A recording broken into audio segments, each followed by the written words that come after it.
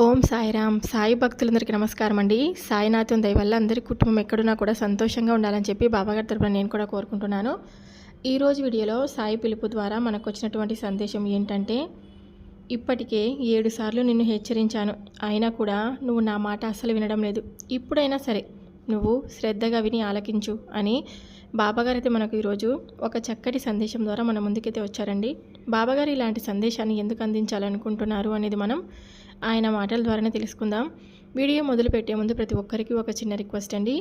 బాబాగారి సందేశం కనుక మీ అందరికీ నచ్చినట్లయితే తప్పకుండా మన వీడియోకి ఒక చిన్న లైక్ అయితే ఇవ్వండి ఫ్రెండ్స్. ఇంకా కొత్తగా మన ఛానల్ని ఎవరైనా చూస్తుంటే కనుక తప్పకుండా సబ్స్క్రైబ్ చేసుకొని మరికొంతగా సపోర్ట్ చేయండి. ఇప్పుడు బాబాగారి సందేశాన్ని విందామా మరి. అమ్మా, నీవు నాకు ఎంతో ప్రియమైన బిడ్డవి, కానీ నిన్ను ఎప్పుడు కూడా నా బిడ్డవి అని అనుకునేలోపు ఏదో ఒక పని చేసింటావు. అంటే కోపం తెప్పించేలాగా నీ ప్రవర్తన అనేది అలా ఉంటుంది.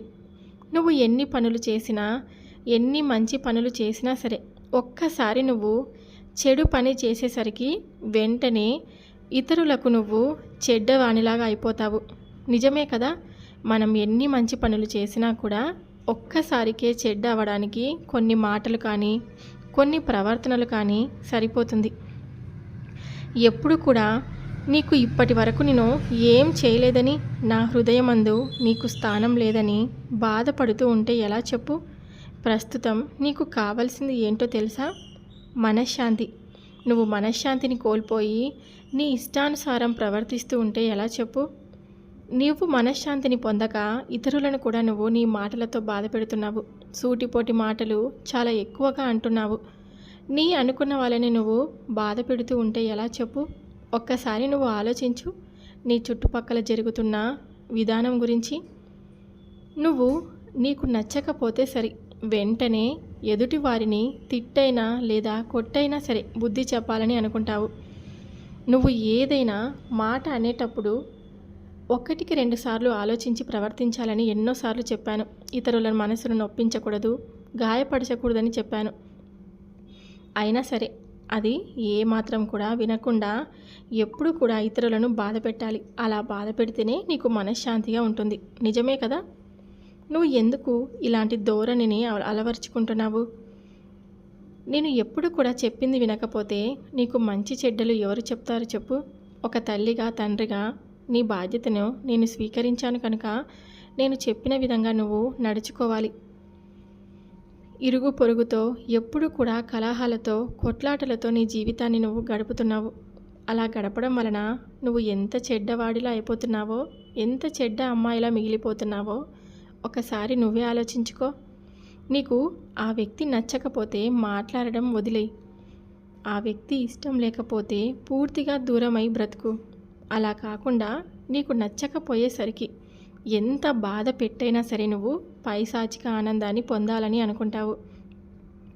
మనసుకు ప్రశాంతత అంటూ వస్తే నీ ఆలోచనలు సరిగా ఉంటాయి, నీకు అన్నీ దక్కుతాయి. తొందరపడి చెడు వ్యసనాలకు వెళ్ళొద్దు. నీవు ఏం చేయాలని అనుకుంటున్నావో నాకు తెలియదా చెప్పు? నీ మనసు, ఆలోచనలు చెడువైపు వెళ్తున్నాయి. అలా చేసి సంపాదిస్తే నీకు అక్కరకు రాదు. పైగా నీ వల్ల నీ భార్య, పిల్లలు, నీ తల్లిదండ్రులు అంతా కూడా శిక్షను అనుభవించాల్సిందే. నీవు ఏం చేయకపోయినా మంచిదే, కానీ చెడు మార్గంలో వెళ్తే మాత్రం చాలా నష్టపోతావు. నీకు కావలసినది తిండి, బట్ట. దానికోసం నీవు నిజాయితీగా కష్టపడు, అన్నీ చేకూరుతాయి. కాదు నా ఇష్టం అని అంటావా, ఇక నీ కర్మ అని నేను వదిలేస్తాను. ఇలా అనడం కూడా నాకు చాలా బాధగా ఉంటుంది, కానీ ఏం చేయగలను చెప్పు? నువ్వు చేసే ప్రవర్తన, నీ మాట తీరు అలా ఉంది కాబట్టి నేను ఇలా కఠినమైన మాటలను నీకు సందేశంగా పంపుతున్నాను. సరే, ఇంతవరకు జరిగిందేదో జరిగింది. ఇకపై నువ్వు సంతోషంగా జీవితాన్ని గడుపుతానని, ఎవరిని బాధ పెట్టకుండా ఉంటావని నాకు మాట ఇవ్వు. అలా మాట ఇచ్చిన వెంటనే నువ్వు మాట తప్పుతావు. నీ దగ్గర ఉన్న బుద్ధి అలాంటిది. పైకి నాపై చాలా భక్తిగా ప్రవర్తిస్తావు. భక్తి ఉన్నట్టు బాబా అంటే నాకు చాలా ఇష్టం, నేను బాబాని మనస్ఫూర్తిగా కొలుస్తాను అని చెప్తావు. వెంటనే నీ మనస్సులో బాబా లేడు, ఎవరూ లేరు, ఒకవేళ ఉంటే నాకు ఇలాంటి జీవితాన్ని ప్రసాదిస్తాడా అని నీకు నువ్వే ప్రశ్న వేసుకొని అపనమ్మకంతో నీ జీవితాన్ని కొనసాగిస్తావు. ఇలా ఉండడం మంచిదా? ఒక్కసారి ఆలోచించు. నేను ఏది చెప్పినా కూడా అది నీ మంచి కొరకే అని భావించి ప్రతి సందేశాన్ని పంపుతాను. అది మంచి మాటలైనా సరే. ఒకవేళ బుద్ధి చెప్పాల్సి వస్తే హెచ్చరించైనా నిన్ను ఒక తండ్రి స్థానంలో నిలబడి చెప్తాను. నువ్వు వాటిని వినకుండా బాబా నాకు కఠినమైన సందేశాలను పంపిస్తున్నాడు అని నువ్వు నాపై ఈర్ష్యాభావంతో భక్తితో లేకుంటే ఎలా చెప్పు? నేను చెప్పింది శ్రద్ధగా విని నీకు మనస్ఫూర్తిగా ఆ పని చేయాలని అనిపిస్తేనే చెయ్యి. అంతేకాని మనస్సులో ఇష్టం లేకుండా బాబా నన్ను ఈ పని చేయాలని ఆదేశించాడు, బాబా మాట నేను వినడం ఏంటి? అసలు బాబా లేరు, ఎవరూ లేరు. ఒకవేళ ఉంటే నేను ఇలాంటి శిక్షను అనుభవించాలా? నాకు ఇలాంటి బ్రతుకును ఇస్తాడా? ఎన్ని కష్టాలు అనుభవించినా కూడా నాపై దయలేదు. అందుకే నేను ఇలాంటి ప్రవర్తనను ప్రవర్తిస్తున్నాను అని నువ్వు ఎప్పటికీ అనుకోవద్దు. నేను నీపై చూపించేది కపట ప్రేమ కాదు. నేను ఎప్పుడు కూడా నా భక్తులను నా బిడ్డలుగా అనుకొని ఎప్పుడూ కూడా వాళ్ళను నేను మనస్ఫూర్తిగా సంతోషంగా ఉండేందుకు అన్ని రకాలుగా నేను మీకు పంపిస్తూ ఉంటాను సంతోషాన్ని. కానీ నువ్వు మాత్రం నన్ను ఎప్పుడూ కూడా ఈర్ష్యా ధోరణికి గురి చేస్తూ ఉంటావు, ఈర్ష్యాభావంతో ఉంటావు. మీకు బుద్ధి చెప్పడం నా దండగా అని ఒక్కొక్కసారి అనిపిస్తూ ఉంటుంది. ఎన్నిసార్లు మొత్తుకున్నా కూడా మీరు వినరు. నా భక్తులమని చెప్పుకుంటూ మీరు చేసే ఈ పనులు చూస్తుంటే ఏ విధంగా మిమ్మల్ని మార్చాలి అన్నది నాకు కూడా పాలుపోవడం లేదు. మీ తోటి వారిని చూసైనా తెలుసుకోండి. ఎన్ని రోజులు సాగుతుందని అనుకుంటున్నారు చెప్పు ఇలాంటి ప్రవర్తన? ఎందుకు బాబా మాపై కోపంగా ఉన్నారని మీరు అడగొచ్చు, మేమేం చేశామని అడగొచ్చు. మీరు అనుకుంటున్నారే కానీ నిజంగా నేను ఎవరిని ఉద్దేశించి అన్నానో వారు మాత్రం తాము చేసేది అంతా మంచిదే అని అనుకుంటూ విర్రవీగుతున్నారు. తెలుసుకోండి, ఇప్పుడు చెప్తాను వారు ఏం చేస్తున్నారో. ఒకరు విషయాలు సేకరించిన వారి ఆప్తులకు తప్పుగా చేరవేస్తూ వారి ఇరువురి మధ్య గొడవలు సృష్టించి సంబరపడిపోతూ ఉంటారు. వాళ్ళు గొడవలు పడితే చాలా ఆనందిస్తూ ఉంటారు. కేవలం ఒక కాలక్షేపంగా చూస్తూ ఉంటారు. అయితే ఇంకొందరు భార్యాభర్తల మధ్య గొడవలు పెట్టి వారిని విడిపోయేలా చేయడమే పనిగా పెట్టుకుంటూ ఉంటారు. మరికొందరైతే దొంగతనం చేస్తున్నారు.